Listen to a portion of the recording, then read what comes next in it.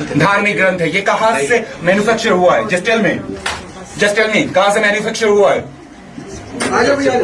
Of course it was not printed in India. Bharatvarsh में ये पैदा हुआ ही नहीं था।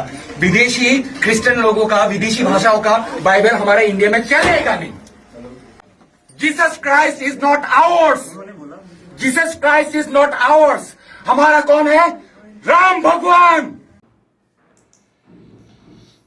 ബൈബിൾ ഇന്ത്യയിലുണ്ടായതല്ല, യേശു ക്രിസ്തു ഇന്ത്യക്കാരനല്ല, നമ്മൾ ഇന്ത്യയിലുള്ളത് മാത്രമേ സ്വീകരിക്കൂ.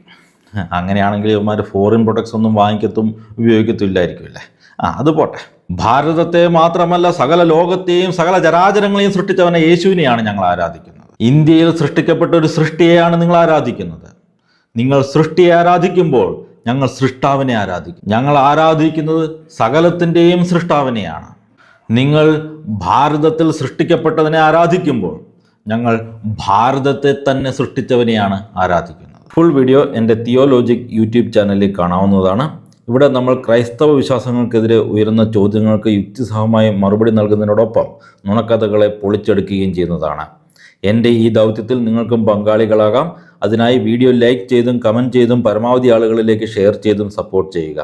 കൂടുതൽ ആക്റ്റീവായി എൻ്റെ ഒപ്പം ചേരാനും നിങ്ങളുടെ സംശയങ്ങൾ നേരിട്ട് ചോദിക്കാനും സ്ക്രീനിൽ കാണുന്ന നമ്പറിൽ വാട്സാപ്പ് ചെയ്യാവുന്നതാണ്.